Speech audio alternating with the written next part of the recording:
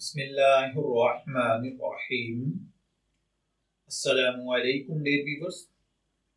हमारा आज का टॉपिक है शैतान को नमाज से रोकने के लिए जाए नमाज का कोना उलटना कैसा है।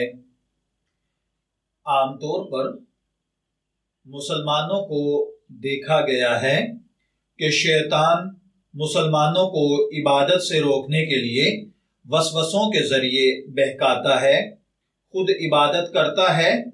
इसको इबादत से रोकने के लिए हम नमाज के बाद जाए नमाज का कोना उलट देते हैं। इस तरह हम उसे इबादत से रोक देते हैं। इसके बारे में शरीयत क्या कहती है। बहुत सारे लोगों को यह अमल करते हुए देखा गया है। अक्सर बुजुर्ग या कुछ कौमें, कुछ इलाके ये अमल मुस्तकिल करते हैं कि जो ही नमाज से फारिग होते हैं तो जाए नमाज का एक कोना फोल्ड कर दिया जाता है। या कुरान पाक की किसी आयत से यह मफहूम मिलता है या आप अलैहिस्सलातु वस्सलाम ने कोई ऐसा फरमान जारी फरमाया है। इस हवाले से शरीयत हमारी क्या रहनुमाई करती है। तो देखिए भाइयों और बहनों, इस अमल में दो गलत फहमियां पाई जाती हैं। नंबर एक कि शैतान दूसरों को इबादत से रोकता है मगर खुद इबादत करता है। देखिए, शैतान का इबादत करना गलत है।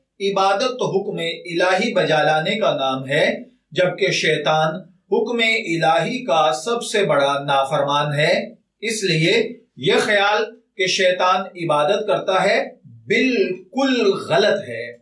दूसरे नंबर पर दूसरी गलत फहमी यह है कि मुसल्ले का कोना उलटना शैतान को इबादत से रोकने के लिए है। यह भी कतन गलत है। मुसल्ले का कोना उलटने का रवाज इसलिए है कि नमाज से फौरग होने के बाद बिला जरूरत जाए नमाज बिछी न रहे और वो खराब ना हो जाए।